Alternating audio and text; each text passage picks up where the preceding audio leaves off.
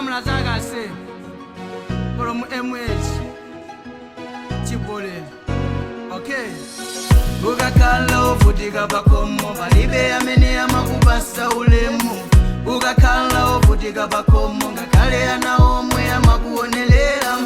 Ugakhala uvutika pakhomo palibe amene amakupasa ulemu.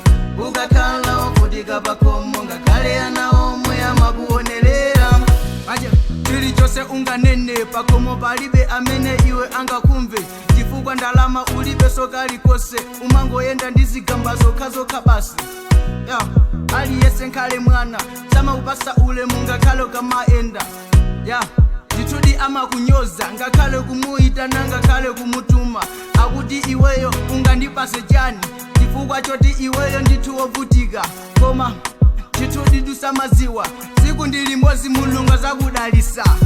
Ukakhala wovutika pakhomo palibe amene amakupasa ulemu.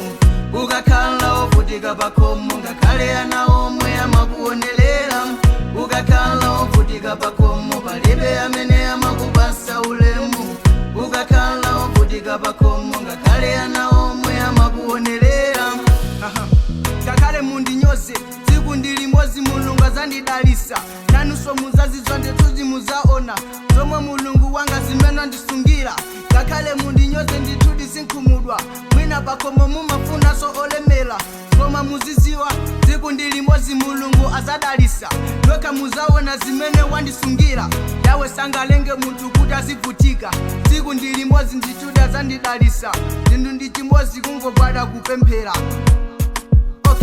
Ukakhala wovutika pakhomo palibe amene amakupasa ulemu. Ukakhala wovutika pakhomo ngakhale ana omwe amakuonelela. Ukakhala wovutika pakhomo palibe amene amakupasa ulemu. Ukakhala wovutika pakhomo